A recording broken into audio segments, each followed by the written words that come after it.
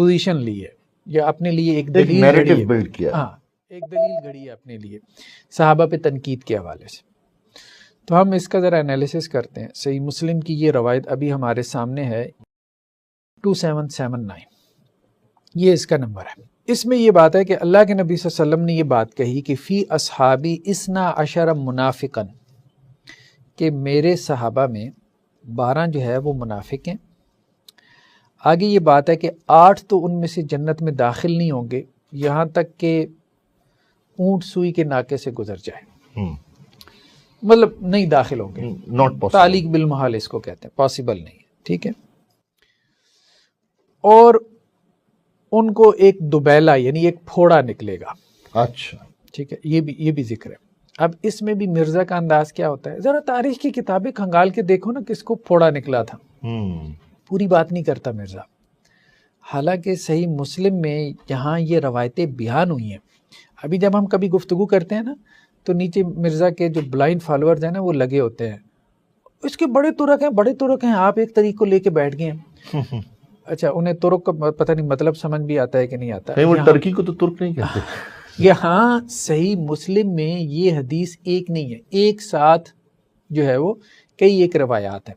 اور امام مسلم کا طریقہ یہ ہے کہ وہ ایک موضوع پہ جتنی روایات ہوتی ہیں سب کو جمع کر دیتے ہیں. بالکل ایسا ہی ہے، تاکہ ساری روایات جمع ہوں تو آپ کو پورا مفہوم سمجھ میں آئے. یہ روایت تو اٹھا لی لیکن اس سے اگلی روایت چھوڑ دی، اس سے اگلی روایت چھوڑ دی، جو مسئلہ بالکل کلیئر کر دیتی ہے. جی آپ کا شک و شبہ ہی نکال دیتی ہے. یعنی صحیح مسلم میں ہی اس شک و شبے کا جواب ہے جس کو بنیاد بنا کے آپ لوگوں میں جو ہے وہ صحابہ کے بارے میں. اس کو ہم تحریف نہیں کہیں گے، یہ حق بات کو چھپانا. جی کتمان حق. ہاں کتمان حق، جس کے لیے قرآن نے اصطلاح استعمال کی کہ وہ حق کو چھپا لیتے ہیں. تو یہ وہ کام مرزا صاحب جو ہے وہ کرتے ہیں. اچھا اب دیکھیں اگلی جو اس کے بعد روایت ہے. پہلے اگر ہم اس روایت کو دیکھیں تو یہ روایت جو ہے نا امام شعبہ سے ہے. امام شعبہ کے آگے 2 شاگرد ہیں. ایک شاگرد کا نام ہے اسود. جب اسود یہ روایت بیان کرتے ہیں امام شعبہ سے تو وہ کہتے ہیں کہ اللہ کے رسول صلی اللہ علیہ وسلم نے کہا فی اصحابی اسنا عشر منافقن، میرے صحابہ میں 12 منافق ہیں. یہ روایت ہے 2779. اس کے بعد جب ہم دیکھتے ہیں اگلی روایت پہ 2779 آگے 01 لکھا ہوا ہے. اچھا. مطلب وہی روایت ہے، اس کا آپ کہہ لیں سیکنڈ پارٹ. یہ روایت امام شعبہ سے بیان کی محمد بن جعفر نے، ان کا نام تھا غندر نے بیان کی. یہ جب امام شعبہ سے یہ روایت لے کے آتے ہیں تو یہ کہتے ہیں کہ اللہ کے رسول صلی اللہ علیہ وسلم، یہ حدیث کے الفاظ کیا ہیں، قال فی امتی اسنا عشر منافقن، کہ رسول اللہ صلی اللہ علیہ وسلم نے کہا میری امت میں 12 منافق ہیں. اچھا تو یہ بھی مسلم میں ہے، یہ بھی اگلی روایت یہی ہے. تو اس کا مطلب یہ ہوا کہ ادھر اصحاب سے مراد امتی ہیں. ہاں رسول اللہ صلی اللہ علیہ وسلم کی شہادت. اور اس وقت ہماری گفتگو چل رہی ہے کہ جب آپ جنگ تبوک سے واپس آ رہے تھے یعنی 9 ہجری میں ماہ رمضان میں، تو اس وقت تو کچھ لوگوں نے آپ کو قتل کرنا چاہا. کب کہ جب آپ نے فرمایا کہ میں ایک گھاٹی سے جاؤں گا اور کوئی بھی وہاں سے نہ گزرے. صرف آپ کے ساتھ جناب حضرت حذیفہ تھے اور جناب حضرت عمار یاسر تھے، تو کچھ لوگوں نے قتل کرنے کی کوشش کی. یہ 12 افراد تو کنفرم ہیں، بعض جگہ بیان ہوا 13، 14 یا 15 تک. البتہ ان 3 افراد کے بارے میں کہا جاتا ہے کہ انہوں نے کہا کہ ہم نے یہ منادی نہیں سنی تھی کہ رسول اللہ صلی اللہ علیہ وسلم نے منع فرمایا ہے. لیکن ان پر یہ اعتراض کیا جا سکتا ہے کہ انہوں نے یہ تو دیکھ لیا تھا کہ یہ 12 افراد رسول اللہ صلی اللہ علیہ وسلم کو قتل کرنا چاہتی ہے، تو انہیں کوئی ریئیکشن دکھانا چاہیے تھا جو انہوں نے نہیں دکھایا. اب ناموں کے بارے میں کہا جاتا ہے کہ یہ نام حضرت حذیفہ کو ہی صرف معلوم تھے، تو یہ بات غلط ہے اور بار بار ہم نے توجہ دلائی. حضرت حذیفہ کو بھی اس کا علم تھا، اور خاتم الاصحاب جناب حضرت عامر بن واصلہ یعنی جناب حضرت ابو طفیل کو ان کا علم تھا. اسی وجہ سے انہیں رافضی کہا گیا، غالی کہا گیا، شیعہ کہا گیا، یا بالفاظ دیگر ان کی تکفیر کی گئی، ان کو غالی، رافضی اور شیعہ کہہ کے. وجہ کیا تھی کہ وہ منافقین کو جانتے تھے. وجہ کیا تھی کہ وہ اصحاب واقعی رسول اللہ صلی اللہ علیہ وسلم میں سے تھے کہ جو اہل بیت علیہم السلام سے وابستہ ہے. اس وقت ہماری گفتگو کا موضوع ہے کہ بعض دفعہ جناب عمر آتے تھے حضرت حذیفہ کے پاس اور سوال کرتے تھے کہ کیا میں ان منافقوں میں سے ہوں. اس موضوع کو ڈسکس کرنے کا اصل ہدف یہ ہے کہ اگر کسی شیعہ کتاب میں یہ موضوع ہو یا کوئی عالم یا ذاکر پڑھ دے تو پھر یہ شور نہ کیا جائے کہ شیعوں نے توہین کر دی. تو ہم پہلے ہی سے یہ بتا رہے ہیں اور بہت سارے موضوعات انشاءاللہ بتائیں گے تاکہ ہمارے برادران اہل سنت کو ان چیزوں کا علم ہو کہ ان کے علماء ان کو مس یوز کرتے ہیں، اور ایک چیز کا ہم بار بار ذکر کرتے ہیں کہ جس تہمت کے ذریعے سے ہمیں صدیوں میں لاکھوں کروڑوں کی تعداد میں قتل کیا گیا کہ جی شیعوں کا قرآن بکری کھا گئی، تو آپ کو تعجب ہوگا کہ ایسی کوئی روایت شیعہ کتب میں نہیں ہے. یہ روایت سنن ماجہ میں جناب عائشہ سے ہے، جب انہوں نے ایک اسلام کو ہلا دینے والا فتویٰ دیا کہ بڑی عمر کے افراد کو دودھ پلا کے محرم بنایا جا سکتا ہے. جب امہات المومنین نے، اصحاب نے، اہل بیت نے سوال کیا کہ یہ آپ نے کہاں سے غلط فتویٰ دیا، تو انہوں نے فرمایا کہ تو قرآن میں لکھا ہوا تھا. کہاں ہے قرآن؟ تو کہا کہ وہ میرے بستر کے نیچے تھا، رسول اللہ صلی اللہ علیہ وسلم کی وفات کے بعد بکری آئی اور حضرت عائشہ کا قرآن کھا گئی بقول حضرت عائشہ کے. تو علماء اہل سنت نے اس چیز کو چھپانے کے لیے یہ چیز شیعوں پہ ڈال دی اور اس طرح سے شیعوں کا قتل عام بھی کرایا، اور وہ سوالات جو علماء اہل سنت سے ہمارے برادران اہل سنت کو کرنے چاہیے تھے انہوں نے اس پہ سے توجہ ہٹا دی. اسی طرح سے توہین رسالت سے کتب اہل سنت بھری ہوئی ہیں، خصوصاً صحیح بخاری کا ایک موضوع ہے، لیکن یہ صرف صحیح بخاری میں نہیں ہے. بہت بعض علماء اہل سنت کے واجمع الربات کہ تمام راویوں کا اجماع ہے اس بات پہ کہ معاذ اللہ رسول اللہ صلی اللہ علیہ وسلم نے کئی دفعہ بخاری کے مطابق خودکشی کی کوشش کی. اب یہ سوال پیدا ہوتا ہے کہ جو توہین رسالت کا پاکستان میں شور ہے، توہین امہات المومنین کا شور ہے، توہین اصحاب کا شور ہے، تو ایک ڈسکس یہ ہونا چاہیے علمی حلقے میں کہ اگر یہ ساری چیزیں کتب اہل سنت میں ہیں تو پھر کیا ہونا چاہیے. آپ عیسائیوں کو تو مار رہے ہیں، شیعوں کو تو مار رہے ہیں، تو پھر آپ کیا کریں گے؟ اگر توہین رسالت والے موضوعات کتب اہل سنت میں ملے، توہین امہات المومنین، توہین اصحاب والے موضوعات ملے، تو آپ کیا کریں گے؟ لہٰذا اس وقت جو ہم ڈسکس کر رہے ہیں وہ اسی لیے کر رہے ہیں کہ عالم اسلام میں ایک محبت اور بھائی چارگی کا موضوع ہونا چاہیے، سلسلہ ہونا چاہیے، اور یہ ہم پہلے سے بتا رہے ہیں کہ یہ صحیح روایات کے ساتھ یہ سوال جناب عمر کا موجود ہے. البتہ یہ پہلے مرحلے میں 2-3 صورتوں میں ہے کہ بعض جگہ صرف سوال ہے کہ میں منافقوں میں سے تو نہیں، اور بعض جگہ سوال ہے حضرت ام سلمہ سے آپ نے سوال کیا یعنی جناب عمر نے کہ کیا میں منافقوں میں سے ہوں، اور بعض جگہ یہ ایک روایت کا سلسلہ ہے کہ جناب حذیفہ سے سوال کیا. پھر یہ روایتیں بھی 2 طرح کی ہیں، بعض جگہ سوال کی صورت میں ہیں اور بعض جگہ اس صورت میں ہیں کہ جیسے کہ حضرت عمر نے کھل کے کہا کہ ہاں میں ان میں سے ہوں. تو ہمارا صرف یہی ہدف ہے کہ ان ساری روایتوں کو سامنے رکھیں تاکہ اچانک کبھی اگر کہیں یہ موضوع اٹھے تو اس سے پہلے یہ چیزیں پبلک کے سامنے آ چکی ہوں. اب یہاں سے ہم موضوع ڈسکس کر رہے ہیں کہ حضرت حذیفہ یمان رضی اللہ تعالیٰ عنہ کو اپنی جان کا خوف تھا، لہٰذا وہ بعض چیزیں ڈسکس نہیں کرتے تھے. آپ کے سامنے سنن ابو داؤد جلد نمبر 4 اور حدیث نمبر ہے 4243. سیدنا حذیفہ بن یمان رضی اللہ نے بیان کیا، اللہ کی قسم میں نہیں جانتا کہ میرے ساتھی حقیقتاً بھول گئے ہیں یا بھولے بنے ہوئے ہیں. اللہ کی قسم دنیا ختم ہونے تک آنے والے فتنوں کے قائدین جن کے ساتھ 300 یا اس سے زیادہ لوگ ہوں گے، رسول اللہ صلی اللہ علیہ وسلم نے کسی کو نہیں چھوڑا ہے. آپ نے ان کے نام، ان کے باپوں کے نام اور ان کے قبیلوں تک کے نام بتا دیے ہیں. کہ جو اصل عبارت ہے اس کو ہم دوبارہ عربی میں پڑھ دیتے ہیں. قال حذیفہ ابن یمان واللہ ما ادری انسی اصحابی ام تناسوا. جناب حذیفہ فرماتے ہیں کہ کئی لوگوں کو رسول اللہ صلی اللہ علیہ وسلم نے بتایا تھا، تو وہ کہاں ہیں وہ لوگ، وہ کیوں خاموش ہیں، بھول گئے ہیں یا بھولے ہوئے بنے ہوئے ہیں، یعنی جو کچھ ان کے زمانے میں ہو رہا تھا اور یہ ذہن میں رہے کہ وہ کس زمانے میں تھے. یہ جو رسول اللہ صلی اللہ علیہ وسلم نے آپ سے ارشاد فرمایا تھا کہ ذکر نہ کرنا، تو یہ اس عنوان سے تھا کیونکہ آپ کی جان کو خطرہ تھا، جس طرح سے مولا امیر المومنین کی جان کو خطرہ تھا، جس طرح سے جناب حضرت مالک بن نویرہ کو خطرہ تھا اور بالآخر انہیں قتل کر دیا گیا، جس طرح سے باقی اصحاب کو خطرہ تھا. آپ کے سامنے ہے کنز العمال جلد نمبر 7، اور یہاں پر ایک روایت ہے کہ جس سے پتہ چلتا ہے کہ حضرت حذیفہ یمان کے جو سچے ترین افراد میں سے اور رسول اللہ صلی اللہ علیہ وسلم کے رازداروں میں سے تھے، وہ فرماتے ہیں کہ میں بتاؤں تو میری بات کو کوئی مانے گا نہیں، یعنی مسلط ہو چکے تھے کہ جناب حضرت حذیفہ اگر بیان کرتے تو لوگ مانتے نہیں. لہٰذا روایت آپ کے سامنے ہے 36968، اور اصل روایت یہ ہے.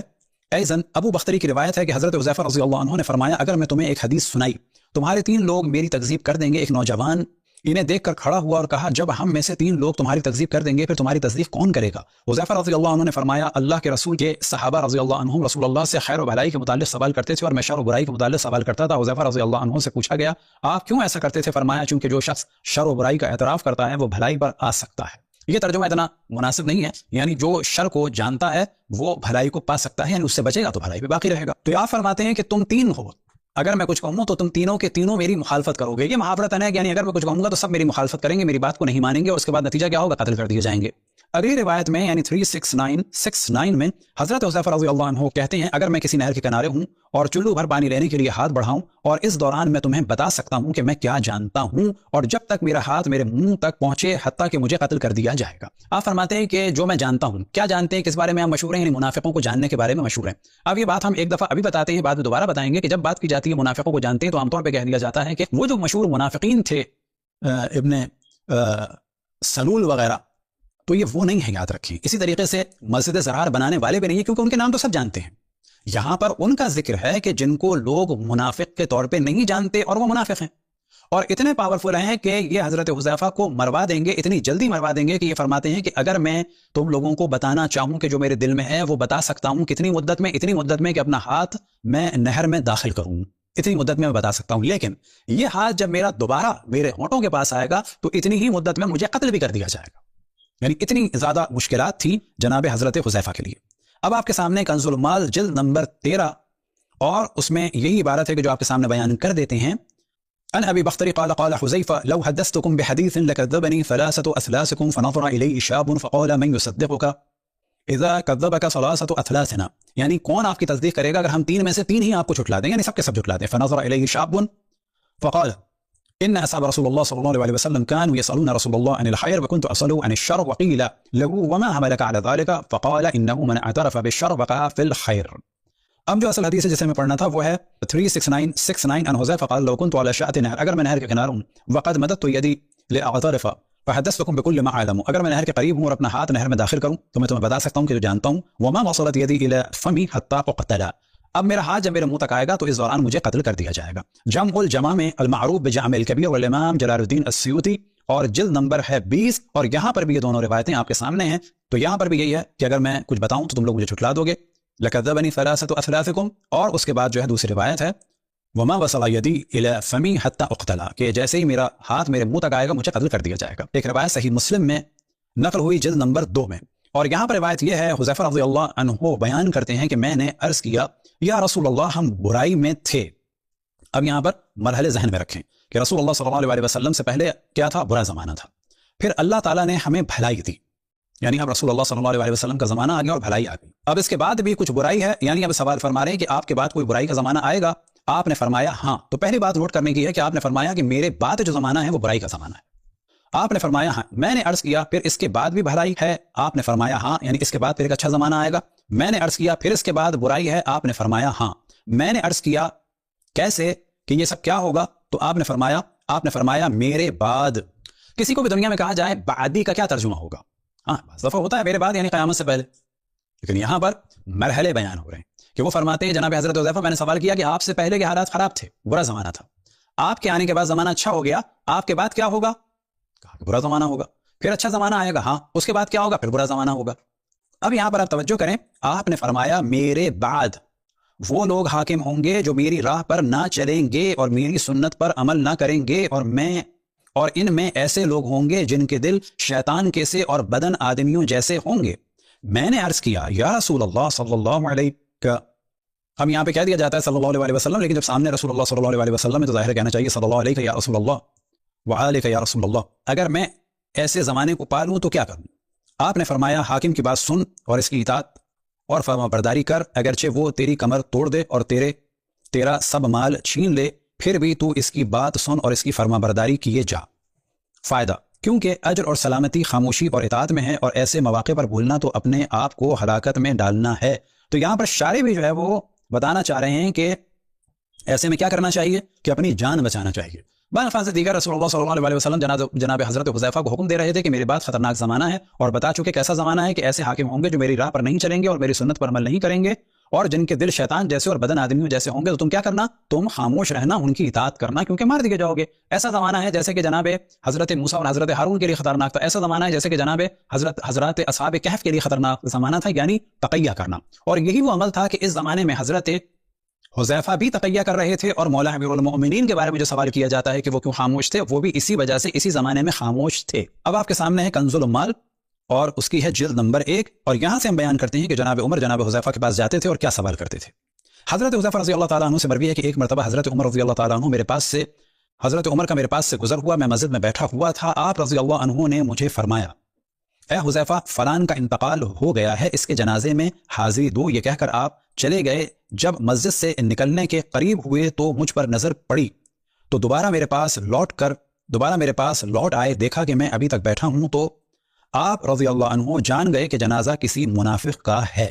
اب اتنی بات واضح ہے کہ یہ وہ 12 منافق کے جنہوں نے مسجد ضرار بنائی، یہ وہ نہیں تھے، اور اتنی بات بھی واضح ہے کہ یہ عبداللہ ابن سعود وغیرہ بھی نہیں تھے، یعنی اس قسم کے منافق، یہ ایسے منافق تھے کہ جن کی منافقت چھپی ہوئی تھی۔ اور آپ رضی اللہ عنہ میرے پاس آ کر کہنے لگے اے حذیفہ میں تم کو خدا کا واسطہ دیتا ہوں، خدا را بتاؤ کہ کیا میں بھی کسی منافق قوم میں تو شامل نہیں ہوں. میں نے کہا اللہ مددگار ہو آپ ان میں شامل نہیں، لیکن آئندہ آپ کے بعد ہرگز کسی کو برات نامہ پیش نہیں کروں گا. پھر میں نے امیر المؤمنین حضرت عمر رضی اللہ کو دیکھا کہ آپ کی آنکھیں بہہ پڑیں. یہی روایت ہے کنز العمال کی، عربی متن آپ کے سامنے ہے، جلد نمبر 1، اور یہاں پر اصل موضوع وہی ہے، فقط ایک دو چیزیں ہم نے ہائی لائٹ کر دی ہیں. یا حذیفہ انا فلانن، یعنی ایک شخص کا آپ نے نام لیا کہ وہ مرا ہے، لیکن وہ نہیں جانتے تھے کہ یہ منافق ہے. بس معلوم ہوا کہ یہ جو منافقین کی بات ہے یہ مسجد ضرار والے منافقین اور وہ جو عام مشہور منافقین تھے ان کے علاوہ ہیں کہ منافق. کیا کہا جناب عمر نے جناب حضرت حذیفہ سے، یا حذیفہ انشدک اللہ من القوم انا، میں تمہیں قسم دیتا ہوں کہ میں بھی انہی منافق گروہ میں سے ہوں. آپ کے سامنے ہے تاریخ ابن کثیر حصہ 5 بدایۃ والنہایہ اور صفحہ نمبر ہے 36. اور یہاں پر ایک موضوع تو ہم ڈسکس کر دیں، کیونکہ یہ عام طور پہ سوال کیا جاتا ہے کہ رسول اللہ صلی اللہ علیہ وسلم کو اگر علم تھا منافقین کا تو آپ نے قتل کیوں نہیں کر دیا. تو سوال یہ ہے، جواب یہ ہے کہ حضرت موسیٰ علیہ السلام کے درمیان ان کی قوم میں منافق تھے کہ جن کو وہ جانتے تھے اور یہ بھی جانتے تھے کہ یہ میرے بعد دین کو بدلیں گے، تورات میں تحریف کریں گے، لیکن اس کے بعد بھی آپ نے کیا انہیں قتل کیا؟ نہیں کیا. اب یہاں پر جو پہلی ہیڈنگ ہے وہ یہ ہے کہ جب لوگوں نے کہا رسول اللہ صلی اللہ علیہ وسلم سے کہ آپ ان کو قتل کیوں نہیں کرا دیتے، تو فرمایا میں پسند نہیں کرتا کہ لوگ آپس میں کہیں کہ محمد اپنے اصحاب کو قتل کرتے ہیں. بس معلوم ہوا کہ یہ لوگ اصحاب کے درمیان میں سے تھے اور یہ بعد میں اصحابی کی طرح سے رہے اور ان کا نفاق چھپا ہوا تھا، لیکن کچھ لوگ جانتے تھے کہ جن میں سے جناب حضرت حذیفہ یمان تھے، اسی طرح سے جناب حضرت ابو طفیل تھے، اور کچھ لوگ بھی تھے کہ جو اب یہ بھی بتانا نہیں چاہتے تھے کہ ہم جانتے ہیں یا نہیں جانتے، کہ جو ہم نے آپ کے سامنے پہلی روایت بیان کی تھی. اور ہم نے امیر المومنین جو تیسری ہائی لائٹ ہے دیکھیں، اور ہم نے امیر المومنین حضرت عمر بن خطاب سے روایت کی کہ آپ نے حضرت حذیفہ سے کہا میں آپ کو اللہ کی قسم دے کر کہتا ہوں کہ میں ان میں سے ہوں. اب یہ دوسرے قسم کی روایت آ گئی کہ بعض جگہ سوال کی صورت میں ہے اور بعض جگہ ایسا لب و لہجہ ہے جیسے کہ حضرت عمر فرما رہے ہیں کہ ہاں میں ان میں سے ہوں. ہم اس پر کوئی اصرار نہیں کرتے، لیکن اگر کہیں کسی کتاب میں مل جائے، لیکن اگر کوئی عالم یا ذاکر پردیشی ہوگا تو پھر شور نہ مچائیں، بلکہ یہ موضوع ہے علمی طریقے سے ڈسکس کریں. ہم اصرار بھی نہیں کرتے کہ یہی صحیح ہے، لیکن ہر طریقے سے یہ موضوع نقل ہوا ہے. اب آپ کے سامنے اصل متن جلد نمبر 7 البدایۃ والنہایہ، اور یہاں پر پہلے تو وہ والا موضوع ہے کہ جب لوگوں نے کہا یا رسول اللہ افلا اتأمر بقتلہم، کیا آپ ہمیں حکم نہیں دیتے کہ ہم انہیں قتل کر دیں؟ فقال، یعنی قال رسول اللہ صلی اللہ علیہ وسلم اکرہ ان يتحدث الناس ان محمدا يقتل اصحابہ، کہ میں کراہت کرتا ہوں کہ لوگ یہ آپس میں گفتگو کریں کہ محمد اپنے اصحاب کو قتل کر رہے ہیں. اور یہاں پر وہی والا موضوع آ گیا، قال لحذیفہ اقسمت علیک باللہ انا منہم. تو یہاں پر دیکھیں سوال نہیں ہے، کیونکہ سوال کا نشان بنایا ہے، اور یہ سوال کا نشان جو ہے یہ تو ظاہر بات کی چیز ہے. اصل عبارت ہے قال لحذیفہ اقسمت علیک باللہ، خدا کی قسم، انا منہم، میں ان لوگوں میں سے ہوں. پھر ہم یہ کہتے ہیں کہ ہم اصرار نہیں کر رہے، جی ممکن ہے غلطی ہو، آپ کو تعبیر کا پورا حق ہے، لیکن اس طرح سے بھی موجود ہے کہ جو ممکن ہے کہ غلط ہو، لیکن اگر کوئی کبھی اس کو بیان کر دے تو اس وقت شور نہ مچایا جائے، یہ کہا جائے کہ اس بیچارے نے نقل کیا ہے اور ہماری کتاب سے نقل کیا ہے. اور یہی پھر ہمیں اسی امکان کے ساتھ کہ جو کچھ ظاہر کتب اہل سنت میں رسول اللہ صلی اللہ علیہ وسلم کی توہین ہوئی ہے، کبھی اگر فرض کریں پاکستان میں کوئی عیسائی اسے نقل کر دے، ہندو نقل کر دے، تو پھر آپ کو حق نہیں پہنچتا کہ اسے قتل کرے، بلکہ آپ کہیں کہ ہاں یہ ہمارے یہاں ہے، لیکن بھائی ایسا نہیں، ایسا ہے. اب ہے آپ کے سامنے تاریخ مدینہ دمشق، اور اس کی جلد نمبر ہے 44 اور صفحہ نمبر ہے 307.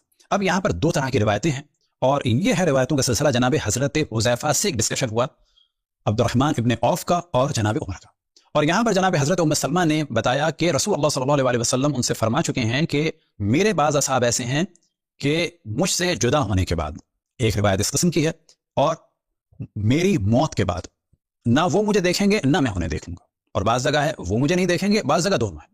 اور ان دونوں روایتوں میں بھی ایک جگہ سوال ہے حضرت عمر کا اور ایک جگہ یہ ہے کہ ہاں میں ان میں سے ہوں. وہ کہ یہاں پر انصاف کی بات ہے کہ قرینہ ہے کہ قسم دی گئی، لیکن بعد میں جو آئیں گی روایتیں وہاں پر یہ قرینہ بھی موجود نہیں ہے. ان ام سلمہ کہ جناب ام سلمہ سے نقل ہوا، قال نبی من اصحابی من لا اراہ ولا یعانی بعد ان اموت ابدا، کہ میرے اصحاب میں سے ایسے ہیں کہ رسول اللہ صلی اللہ علیہ وسلم نے ارشاد فرمایا میرے اصحاب میں سے ایسے ہیں من لا اراہ، کہ جنہیں میں کبھی نہیں دیکھوں گا، ولا یعانی، وہ بھی مجھے نہیں دیکھیں گے، کب سے؟ بعد ان اموت ابدا، میری موت کے بعد وہ مجھے کبھی نہیں دیکھیں گے، نہ برزخ میں، نہ محشر میں، نہ کوثر پر، نہ جنت میں. ان کی راہ بالکل الگ ہوگی، فوراً ہی جو ہے وہ جدا کر دیے جائیں گے. قال فلما فقال بلغ ذلك عمر، یہ خبر پہنچی جناب عمر تک، قال فاتاها يشتد او يسرع، کہ آئے وہ جناب حضرت ام سلمہ کے پاس دوڑتے ہوئے یا یہ کہ تیزی سے.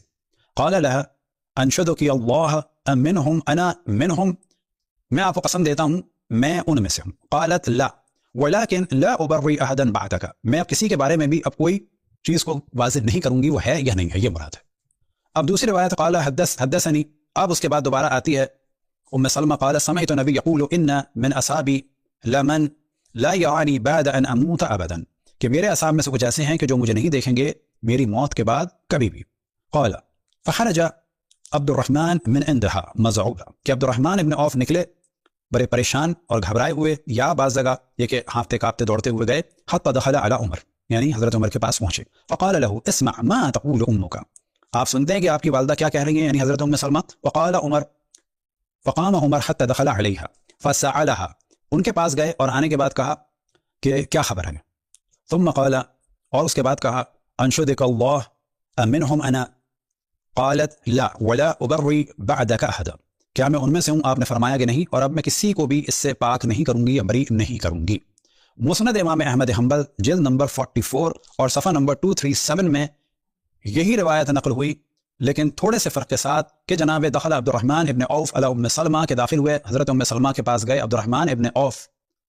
فقالت له، اب یہ دیکھیں کہ داخل ہوئے تو حضرت ام سلمہ فرماتی ہیں انی سمعت رسول اللہ یقول ان من اصحابی من لا یعانی بعد ان یفارقنی، کہ میرے اصحاب میں سے کچھ ایسے ہیں کہ جو مجھے ہرگز کبھی بھی نہیں دیکھیں گے جب سے وہ مجھ سے جدا ہوں گے. قال فأتى عمر، کہ یہ کہتے ہیں عبد الرحمن ابن عوف کہ میں آیا عمر کے پاس. فذكر ذلك، میں نے یہ سب کچھ ان سے کہا. قال فأتاها عمر، ان کے پاس یعنی جناب حضرت ام سلمہ کے پاس جناب عمر گئے. فقال اذکرک اللہ منہم انا، میں آپ کو اللہ کا واسطہ دیتا ہوں کیا میں ان میں سے ہوں. قالت اللہم لا ولن ابلی احدا بعدک، میں آپ کسی کو بھی جو ہے بری نہیں کروں گی. یہ کیا ہے؟ اسنادہ صحیح، رجالہ ثقات، رجال الشیخین، بس یہ جو روایت ہے یہ صحیح ہے.